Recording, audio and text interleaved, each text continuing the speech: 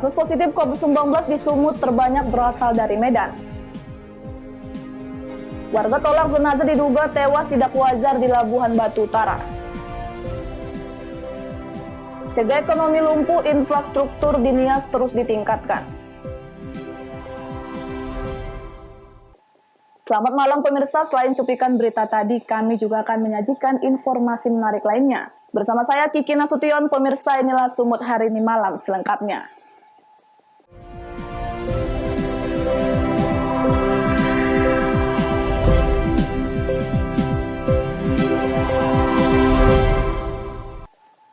Pemirsa, gugus tugas percepatan penanganan COVID-19 Provinsi Sumatera Utara melaporkan sebaran kasus COVID-19 di Sumut didapatkan 6 wilayah, yakni Medan, Deli Serdang, Pematang Siantar, Simalungun, Serdang Bedagai, dan Kota Binjai.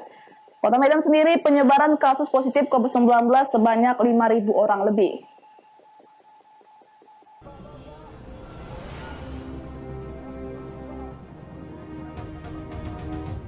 Juru bicara gugus tugas percepatan penanganan COVID-19 Provinsi Sumatera Utara Wiko Irwan menyampaikan, akumulasi terbanyak penderita konfirmasi positif COVID-19 antara lain Kota Medan 5.000 lebih kasus, Kabupaten Deli Serdang 1.000 lebih kasus, Kota Pematang Siantar 200 lebih kasus, Kabupaten Simalungun 200 lebih kasus, Kota Binjai 100 lebih kasus, dan Kabupaten Serdang Bedagai 150 lebih kasus.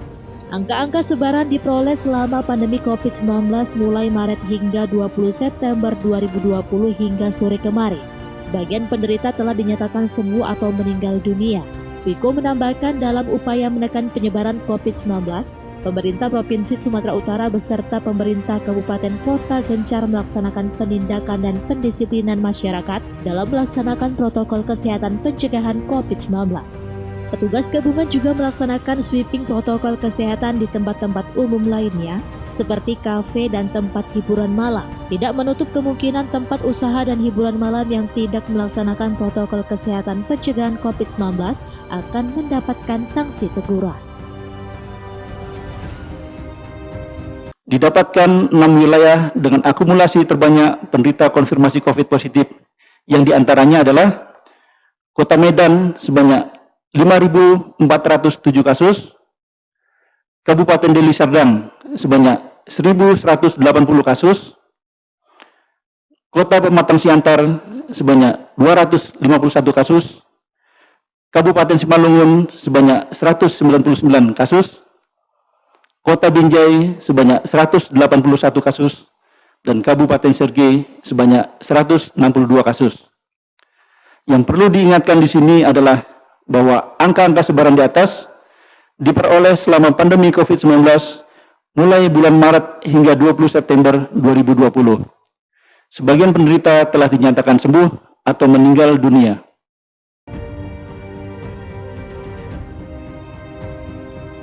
Ia juga menyebutkan saat ini COVID-19 dapat ditemukan dimanapun, baik di pasar tradisional, perkantoran, asrama, sekolah, angkutan umum, bahkan rumah ibadah. Tempat-tempat tersebut berpotensi menularkan COVID-19 kepada setiap orang. Wahyu Pratama melaporkan untuk Eva Rina TV.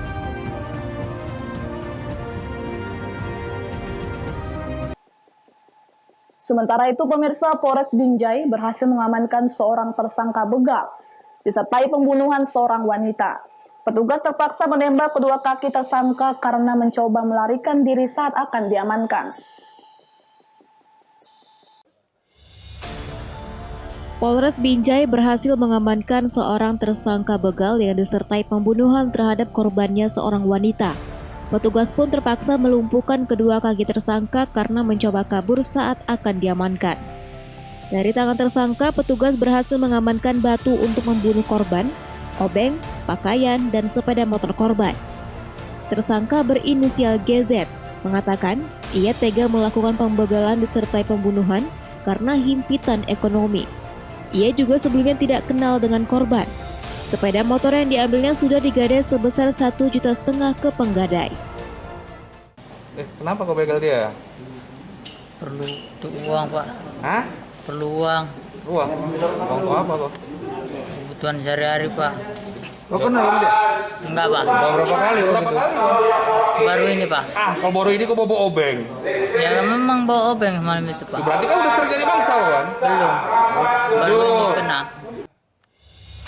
Sementara itu, Kapolres Binjai AKBP Romadoni Sutarjo mengatakan, motif dari pembunuhan korban murni pepenggalan karena korban dan tersangka tidak saling kenal. Tersangka akan dijerat dengan pasal 365 ayat 3 KUHP tentang pencurian dengan kekerasan yang mengakibatkan hilangnya nyawa seseorang dengan ancaman hukuman 15 tahun penjara. Untuk sementara motif yang bisa kami sampaikan adalah pencurian dengan kekerasan. Sampai dengan saat ini kita masih mendalami apa mungkin ada motif-motif yang lain. Tapi sampai dengan saat ini kami berdasarkan dari pemeriksaan dari saksi-saksi masih menyimpulkan bahwa motifnya adalah pencurian dengan kekerasan. Hubungan korban dengan pelaku.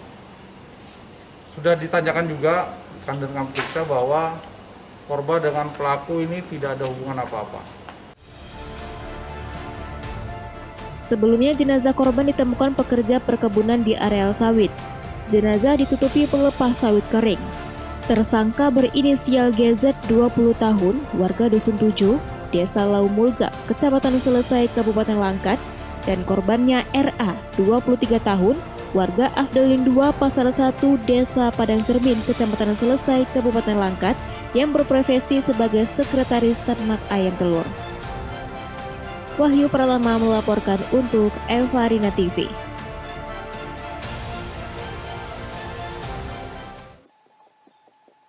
Informasi selanjutnya, pemirsa diduga dianiaya sesama tahanan. Seorang tersangka kasus pencabulan terhadap putri kandung hingga hamil tewas setelah sempat mendapat perawatan medis di RSUD Sultan Sulaiman, Serdang Bedagai.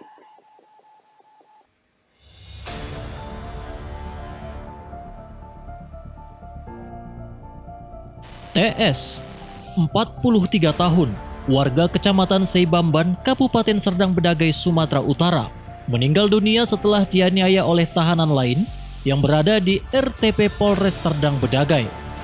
Tersangka tega melakukan pencabulan terhadap putri kandungnya yang masih berusia 14 tahun hingga hamil 5 bulan.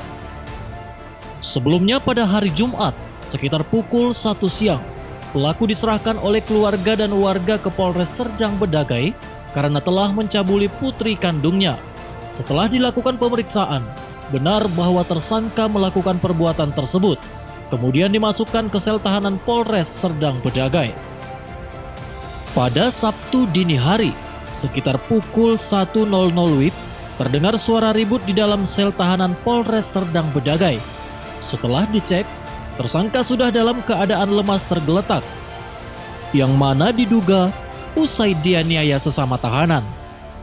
Tersangka kemudian dibawa ke Rumah Sakit Umum Daerah Sultan Sulaiman Serdang Bedagai. Namun sekitar pukul 4 sore, pelaku meninggal dunia. Hingga saat ini Polres Serdang Bedagai telah memeriksa 47 tahanan. 25 tahanan diantaranya telah mengakui menganiaya TS lantaran emosi. Benar bahwa tersangka ini melakukan pemerkosaan dengan ancaman kekerasan terhadap putri kandungnya yang hamil, bahkan sudah hamil 5 bulan. Nah, setelah dilakukan pemeriksaan pada hari Jumat sampai pukul 21.00,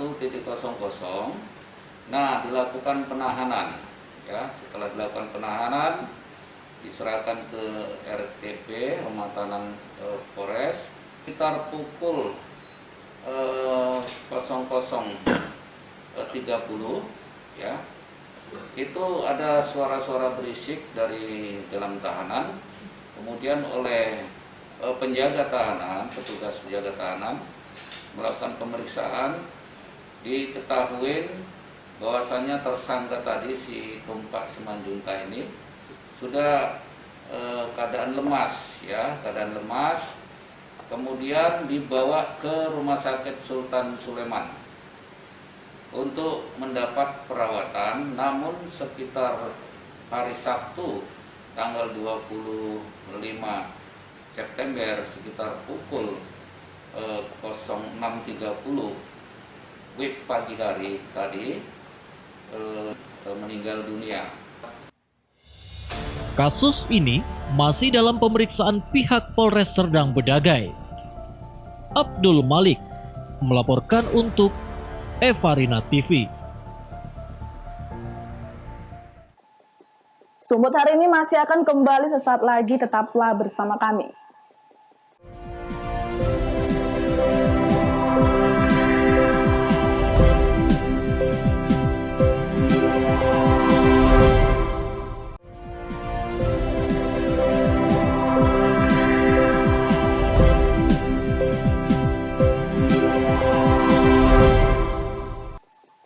Terima kasih masih bersama kami.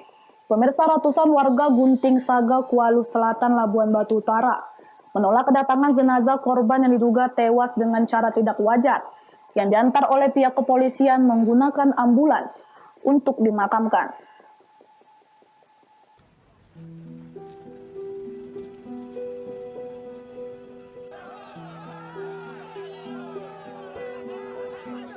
Ratusan warga Gunting Saga, Kuala Selatan, Labuhan Batu Utara, Sumatera Utara menolak jenazah korban yang diduga tewas tidak wajar yang diantar oleh pihak kepolisian menggunakan ambulans untuk dimakamkan. Tak hanya itu, ratusan warga pun melakukan blokade jalan dengan membakar ban bekas sehingga menimbulkan kemacetan panjang di jalan lintas timur Sumatera. Dan aksi penolakan ini pun sempat menimbulkan keributan antara warga dan petugas kepolisian yang mengawal jenazah korban. Menurut ayah korban, Harmen Marpaung mengatakan usai ditangkap pihak kepolisian di daerah Tapanuli Utara, korban masih diketahui dalam keadaan sehat. Namun belakangan keluarga menerima kabar korban telah meninggal dan guna mengetahui penyebab kematiannya, pihaknya meminta dilakukan otopsi terhadap jasad korban.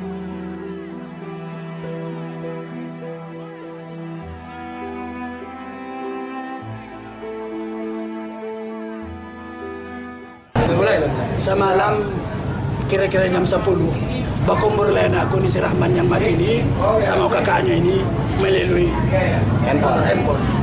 Video call ya Pak? Video call. Pasal polisi? Sehatnya kau kata polisi ni, kata kakaknya kau sehat. Jadi ditanya oleh ini, ditanya polisi ni lah ya, ini si Rahman ni, di mana kau buat senjata? Di kakakku. Bakumpul lah si Rahman sama kakaknya melalui gambar bagi depan apa. Oke, bilangkan dulu pistol tu di sini ku tanamkan begitu. Nah, dia bilang ke sini ke polisi itu datang berbicara lah. Sehat lagi anak ni. Temu kau sudah belum agak hitam-hitam dipukuli. Tiba-tiba tadi malam sudah cerita mati. Tadi pagi ni cerita mati tu. Oh nak, apa penyebab anakku ni mati aku tak tahu karena aku ayah.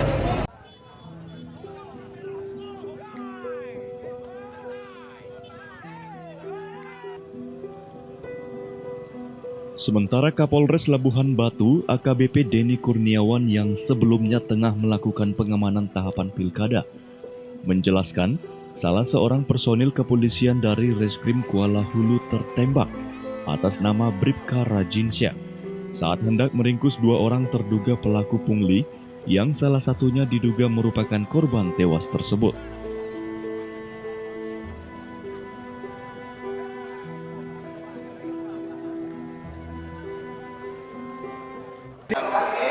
Patroli karena diduga ada terjadinya pemalakan terhadap para pengemudi yang lewat di jalur lintas Sumatera sehingga anggota kami langsung bergerak.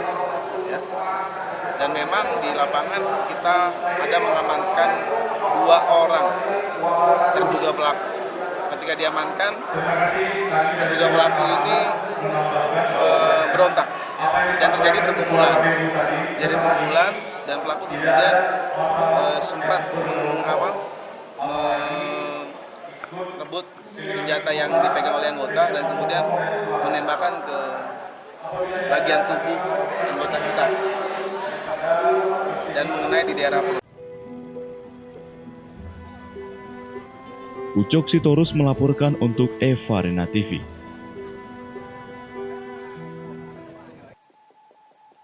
Pemirsa, keputusan KPU Nias Utara bahwa salah satu pasangan calon kepala daerah tidak memenuhi syarat dinilai kacau oleh praktisi hukum. Bahkan KPU Nias Utara akan berpotensi pidana karena tidak mengakui keputusan pengadilan terhadap salah satu pasangan bakal calon kepala daerah.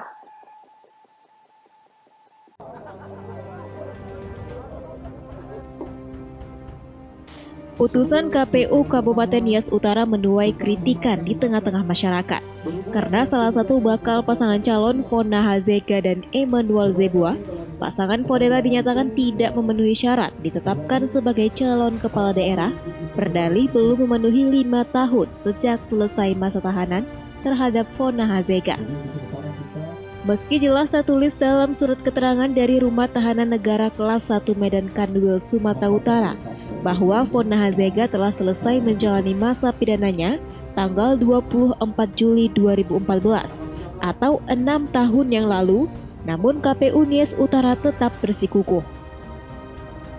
Padahal usai selesai masa tahanan, Bupati Nias Utara Edward Zega dikala itu kembali menugaskan Fona Hazega untuk menjalani tugas sebagai pegawai negeri sipil di lingkungan pemerintah Nias Utara, terhitung pada tanggal 27 Agustus 2014 yang lalu.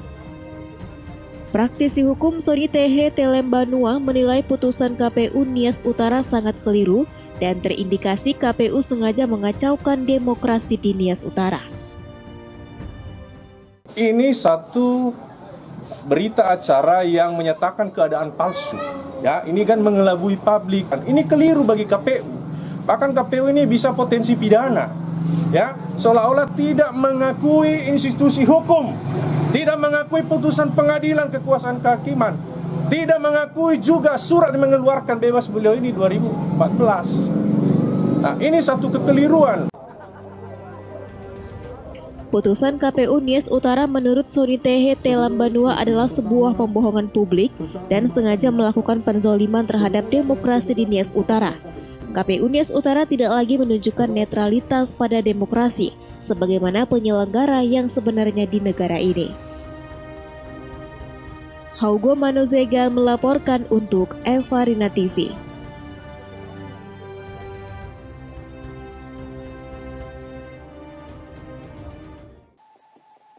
Pemirsa, harga daging ayam potong broiler di sejumlah pasar tradisional di Medan, Sumatera Utara kembali mengalami kenaikan. Hal tersebut terpantau di pasar tradisional Sukaramai, Medan. Kenaikan harga daging ayam potong mencapai Rp30.000 per kilogram.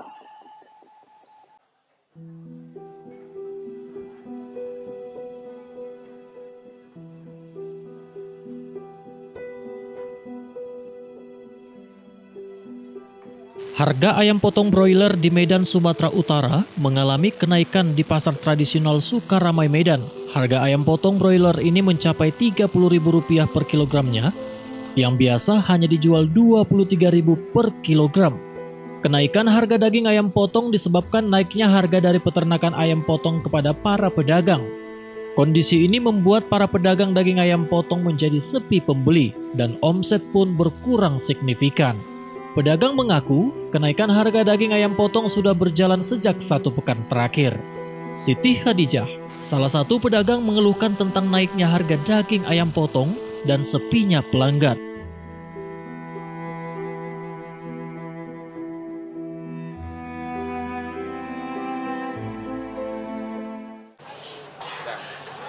Ayam sekarang mulai naik dari ikan 23 ke 25, 27 ke 30. Sekarang mencapai 30 harganya. Ya seperti ini kalau udah naik, pembeli berkurang lah. Terus omset kurang, pembeli mengeluh nggak ada yang belanja. Warung nasi yang biasanya 20 jadi 15, dikurangin ya omset pastinya berkurang. Jadi kayak mana ya? Seperti itulah keluhan kami, tolonglah distabilkan harga ayam. Jangan buat mahal-mahal seperti ini karena keadaan sulit. Berapa lama? Udah mulai seminggu. Pedagang berharap kondisi pasar bisa kembali pulih agar penjualan bisa kembali normal. Selain itu, pedagang juga mengaku kondisi pandemi COVID-19 ini semakin memperparah sepinya pembeli di kawasan pasar tersebut. Wahyu Pratama melaporkan untuk Evarina TV. Sumut hari ini masih akan kembali sesaat lagi, tetaplah bersama kami.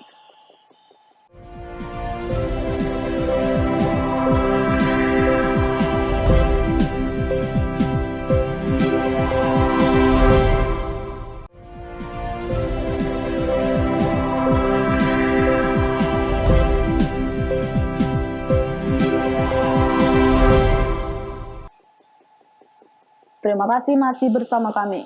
Pemirsa, untuk mencegah ancaman lumpuhnya ekonomi masyarakat Pulau Nias, Dinas Bina Marga dan Bina Konstruksi Provinsi Sumatera Utara terus mengenjot pekerjaan pembangunan infrastruktur hingga bulan Desember 2020 di 4 kabupaten dan 1 kota madya di Kepulauan Nias.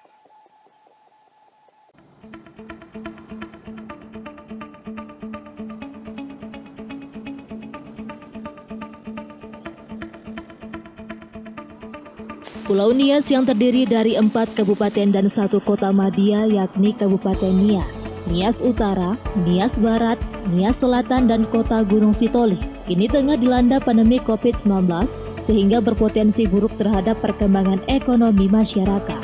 Meski demikian, pembangunan infrastruktur yang telah direncanakan sebelumnya oleh pemerintah Provinsi Sumatera Utara saat ini terus digenjot melalui unit pelaksana teknis jalan dan jembatan atau UPTJJ Gunung Sitoli, Dinas Bina Marga dan Bina Konstruksi. Ekuator Jayadeli selaku Kepala UPTJJ Gunung Sitoli menjelaskan, pihaknya tetap mengimbau kepada rekanan untuk terus melaksanakan beberapa kegiatan dan tetap optimis bahwa pekerjaan harus selesai hingga akhir bulan Desember yang akan datang. Sebab dengan peningkatan ruas jalan di Pulau Nias, setidaknya dapat menunjang perekonomian masyarakat. Ekuator menjelaskan peningkatan ruas jalan di Pulau Nias tahun ini memang tidak seluruhnya, namun akan dilaksanakan secara bertahap, seperti pada tahun 2021 nantinya juga telah diusulkan pada APBD Provinsi.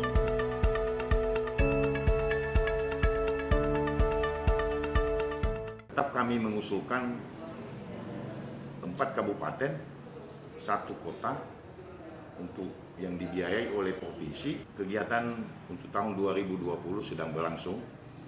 Ada 8 paket dan saya mengharapkan dukungan dari beberapa tokoh masyarakat di sekitar lokasi sehingga bisa saling mendukung, saling menjaga sehingga kegiatan ini bisa berjalan dan akan selesai, kita harapkan selesai pada bulan Desember.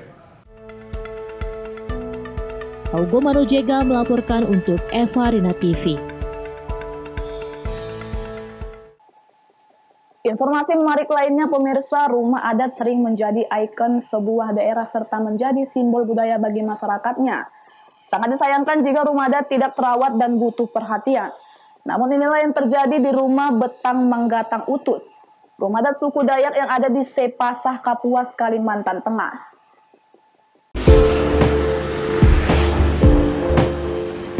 Rumah Betang Manggatang Utus adalah sebuah rumah adat suku Dayak yang terletak di Sepasah, Kecamatan Kapuas Hilir, Kabupaten Kapuas, Kalimantan Tengah.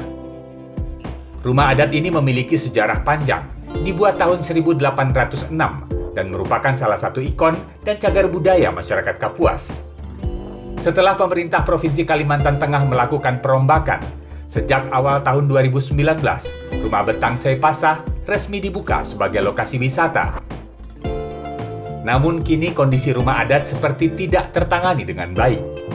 Rumput-rumput liar terlihat tumbuh subur. Begitu juga jalan penghubung yang merupakan akses untuk menuju bagian utama rumah adat.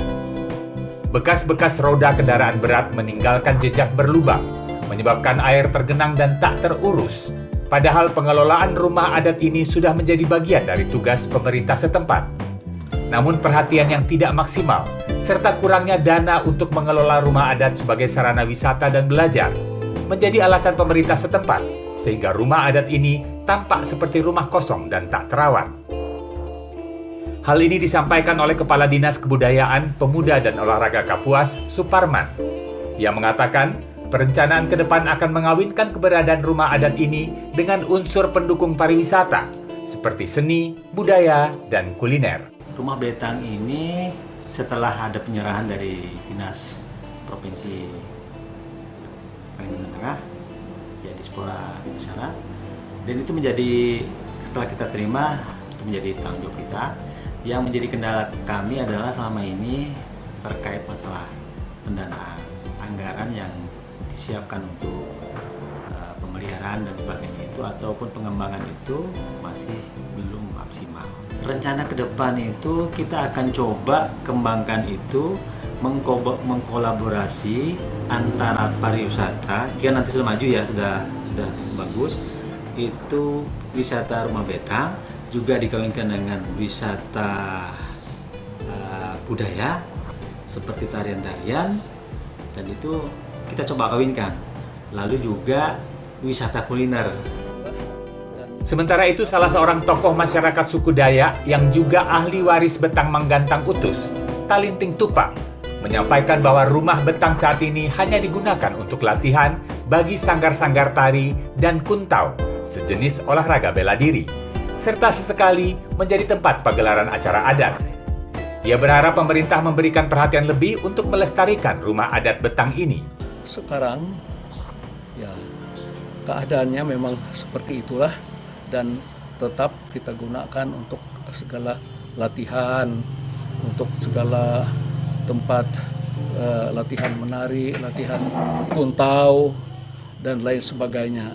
Ya sekali-sekali ya tempat ada acara-acara yang modelnya acara-acara zaman dahulu itu.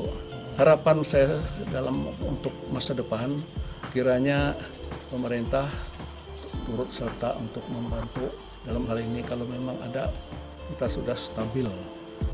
Pemeliharaan rumah adat memang membutuhkan biaya yang tidak sedikit, serta perawatan khusus, terutama rumah-rumah kayu yang sudah berusia ratusan tahun.